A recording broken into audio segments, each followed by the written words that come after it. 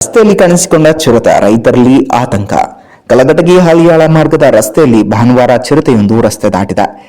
ತಾಲೂಕಿನ ಸಂಗಮೇಶ್ವರ ಹಾಗೂ ಹಟಕಿನಾಳ ಕ್ರಾಸ್ ಬಳಿಯ ಪತ್ರಿಗಿಡದ ಹತ್ತಿರ ಕಲಘಟಗಿ ಹಾಲಿಯಾಳ ಮಾರ್ಗದ ರಸ್ತೆಯಲ್ಲಿ ಭಾನುವಾರ ಬೆಳಗ್ಗೆ ಚಿರತೆ ಕಾಣಿಸಿಕೊಂಡಿದ್ದು ಸ್ಥಳೀಯರಲ್ಲಿ ಆತಂಕವನ್ನು ಮೂಡಿಸಿದೆ.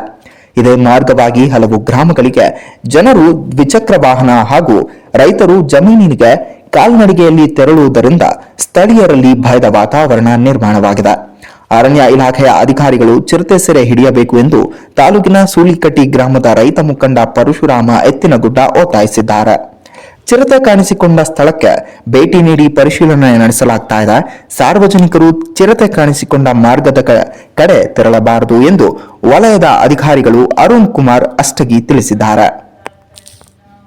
ಆತ್ಮೀಯ ರೈತ ಬಾಂಧವರೇ, ಇವತ್ತು ನಮ್ಮ ಕಲಘಟಗಿ ಮತ್ತು ಹಳೆಯ ರಸ್ತೆ ಮಧ್ಯದಲ್ಲಿ ಪತ್ರಿಗಿಡ ಹತ್ತಿರ ಚಿರತೆ ಕಾಣಿಸಿಕೊಂಡಿದ್ದು ಎಲ್ಲ ರೈತ ಬಾಂಧವರು ಮತ್ತು ಕಲಘಟಗಿ ಹಳೆಯ ಭಾಗದ ರೈತರು ಹಾಗೂ ಎಲ್ಲ ಕಾರ್ಮಿಕರು ಅದು ಓಡಾಡಬೇಕಾದ್ರೆ ಹುಷಾರಾಗಿ ಓಡಾಡಿ.